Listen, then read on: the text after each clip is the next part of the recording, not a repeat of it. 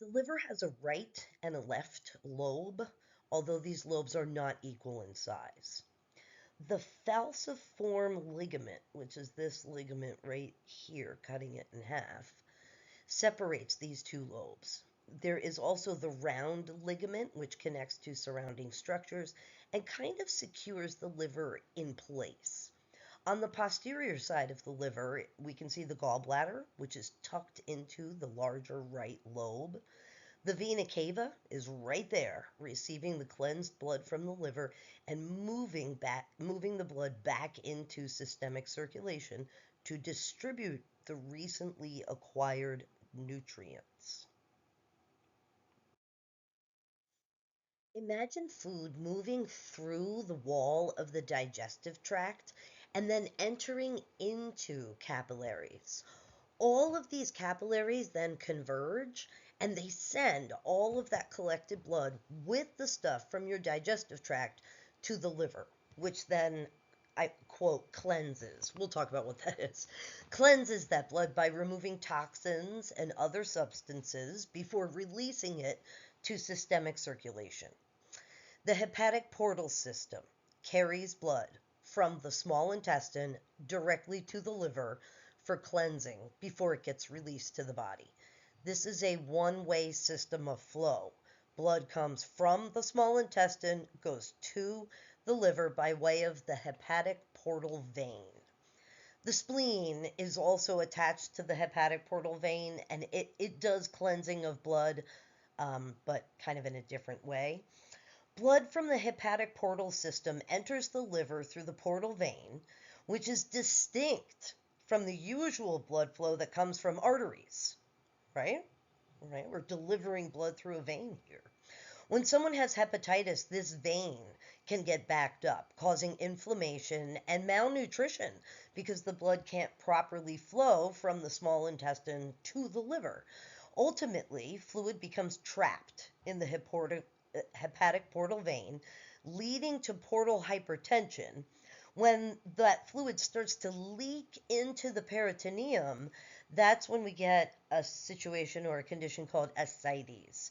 Ascites is the buildup of fluid that you can see here in this person's peritoneum.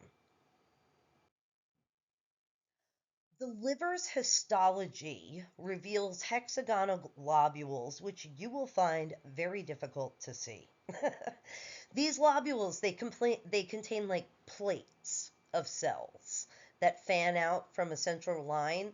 So I want you to think of a book that's spread open so much that the back and front covers touch, right? And all the pages are fanned out, making an overall kind of cylinder shape, right? In the insert here, there are 7 lobules in that middle picture, and this even larger inset on the right is showing you 1 lobule. Each lobule is drained by a central vein, and this vein converges with central veins of other lobules to form a hepatic vein. Not a hepatic portal vein, but a hepatic vein, which is draining the cleansed blood ultimately to the vena cava, where it's going to be recirculated. The liver also receives oxygenated blood through the hepatic artery, which delivers oxygen and glucose to liver cells, while the portal vein carries the blood needing to be cleansed. Both types of blood eventually return to the vena cava by way of the hepatic vein. Got that? That's a lot of veins in there. At the corner of each lobule hexagon, there are 3 vessels. Actually, there's more than that, but there are things called a portal triad. A portal triad consists of an arteriole delivering oxygen-rich blood to the liver, as with any organ. It contains a branch of the central vein or a venule carrying blood from the hepatic portal system, a bile ductule, a branch of the vagus nerve, and a blind end of a lymphatic vessel. Of course, the name portal triad was coined before we knew that there were actually 5 structures, not 3. The liver cells, which are called hepatocytes, They filter blood coming from the hepatic portal system. Hepatocytes are full of smooth endoplasmic reticulum, the organelle that was responsible for toxin removal. So, tolerance to something maybe like alcohol, that occurs when hepatocytes keep adding more and more smooth endoplasmic reticulum to match the need for detox. And then more alcohol is needed to obtain the buzz. And then more smooth ER is added.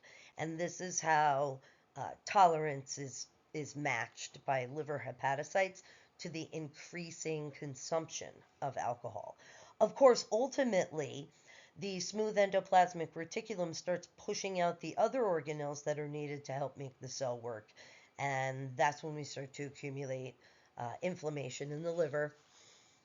The liver also contains stellate cells. These are cells that like to store fat.